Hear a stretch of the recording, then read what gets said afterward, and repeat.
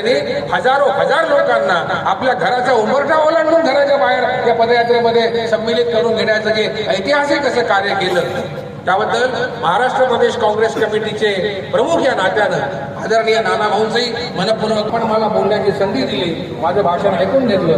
Number 18 के नागरिकगण भव्य हार से नाना भाऊ का स्वागत करने आए हैं। नाना भाऊ आगे बढ़ो, कांग्रेस पक्षाचा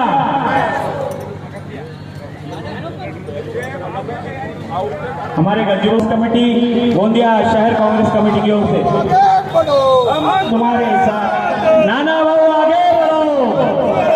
महाराष्ट्र मुख्यमंत्री कैसा हो, महाराष्ट्र मुख्यमंत्री कैसा हो, जी राजू काळे जी, जीवन सरनागत, अजय रांगडाले जी, नाना भाऊ पटोले जी का स्वागत करेंगे। दसरे जी, डाकुर्ली, हुकुमचंद जी, योगी भेलावे जी, आनंद जगपेले जी, दिलीप जगपेले जी, नाना भाऊ पटोले का कावड़े जी, श्यामकुंवर गौतम जी, नरेंद्र चिकली, अप्पू लिल्लारे, अंबुले, यादेश्वर अंबुले जी, रेवानंद दमाए जी, रामू चिकलोटे जी, श्रीकांत बंसोड़, इनसे भी मेरा निवेदन है कि वे आए नाना भाऊ पटोले का स्वागत करें।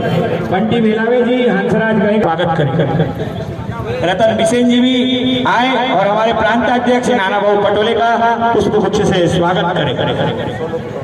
इसके पश्चात मैं शहर के तो 18 रुपए का कितना पैसा होगा आपका कैलकुलेटर जो मोबाइल में है ना, वो आंकड़ा भी नहीं आएगा, पता भी नहीं चलेगा, इतना खरबों रुपया होगा। और 4 रुपया किसान के नाम से दिया जाता है, उसमें भी खरबों रुपया जमा किया जाता। तुमसे 1 लाख रुपया हर साल तुम्हारे से छीना जाता है, तुम्हारे पसीने का पैसा छीना जाता है, जीएसटी के माध्यम से छीना जाता है, और 1 लाख रुपया तुमसे लेते हैं। क्योंकि हमारे प्रधानमंत्री ने कहा मैं व्यापारी हूँ, 1 रुपया लेते हैं और 6000 रुपये तुमको देते हैं। कितना अच्छा काम।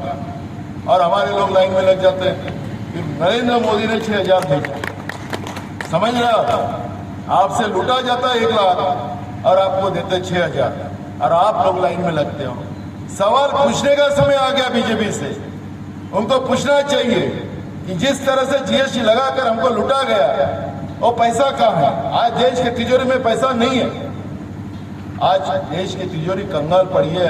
कांग्रेस की सरकार बोलता ना, कांग्रेस की सरकार इतने दिन थी, हमें कितने 60 महीने की सरकार दो, कितने दिन की मांग रहा था, 60 महीने दो। और उन्होंने क्या किया कि आज हमने देखते हैं कि हमसे पैसा तो छीन लिया, देश के तिजोरी में पैसा नहीं। कांग्रेस के जमाने में 55 लाख का कर्जा पूरे 60 साल में देश के ऊपर था, 55 लाख रुपए।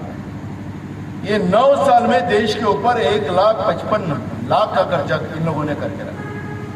1 लाख का कर्जा बढ़ा दिया। अरे इस तरह से लूट, ये पैसा कहां जा रहा है? तुम लोग सब कर्जे में डूब, सब लोगों को पता हो चुका है। और मैं इसलिए आप लोगों को कहना चाहता हूं कि हमारी बर्बादी का आलम तो इन लोगों ने, बीजेपी ने बना के रखा है। अब जिस बीजेपी ने हमें बर्बादी की ओर लेके जा रही है, उस बीजेपी को हमारे यूनिटी से, हमारी एकता से उस बीजेपी को सत्ता के बाहर निकालेंगे, तभी हम लोगों को बाबा साहब अम्बेडकर का संविधान को भी संभाल सकेंगे, हमारी डेमोक्रेसी भी, हमारी लोकशाही भी संभाल सकेंगे। और हमें इस महंगाई से, इस हमारे किसानों पे अन्याय से, हमारे बेरोजगारों पे अन्याय होता है, उससे हम बच सकते हैं। जैसे किसान को खेतों में पानी की जरूरत है, वैसे अब हिंदुस्तान को बचाना है तो कांग्रेस की जरूरत है। यही भूमिका आप सब लोगों को लेना पड़ेगा। मैं ज़्यादा समय हुआ, मुझे और 2-3 जगह जाना है। मैं इतना ही कहूँगा कि हम सब लोग, क्योंकि गोंदिया के बारे में मीडिया वाले अलग कहते हैं, बाकी पार्टी के नेता अलग कहते हैं कि हमारे पार्टी के पास पैसा तो है ही नहीं। जो बनाओ, जो अपने पैसे कमाने के लिए नेता बनता है उसको आप हमेशा के लिए घर भेज दो। इस तरह की भूमिका आप लोगों को लेना पड़ेगा। और मुझे विश्वास है कि गोंदिया आने वाला, क्योंकि गोंदिया 14 में पूरे देश में घूम घूम के भारतीय जनता पार्टी के नेताओं ने जो वादे किए थे, 2014 के इस प्रचार में भारतीय जनता पार्टी के नेताओं ने इस देश की जनता के साथ में, उनकी भावनाओं के साथ में खिलवाड़ किया।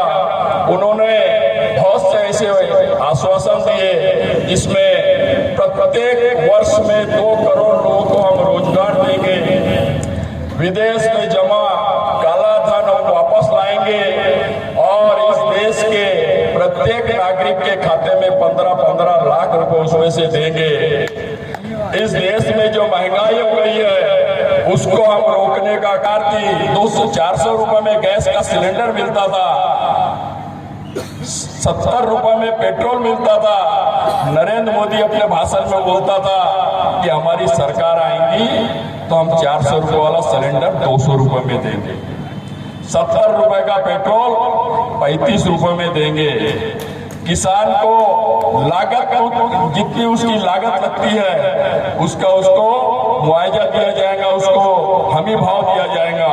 ऐसे झूठे आश्वासन देके 2014 में भारतीय जनता पार्टी की सरकार बैठी, राजकारण किया, हिंदू मुस्लिम को लड़ाने का काम किया, भारत पाकिस्तान के नाम से झूठा राजकारण किया, भारत माता की जय बोल के इस देश के भारतीयों की भावनाओं के साथ में खिलवाड़ किया, उखाड़ के फेंकना पड़ा।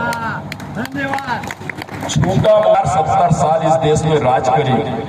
यदि कांग्रेस अच्छा काम नहीं करती तो इस देश की जनता कांग्रेस को बार बार चुनाव नहीं जिताती। 70 साल यदि कांग्रेस जीती है तो कांग्रेस ने अच्छा काम करी होंगी। अंबानी को इस देश को बेच डाला आपने, क्योंकि उन्होंने आपके चुनाव के प्रचार के लिए इस देश में आपको मदद करी थी।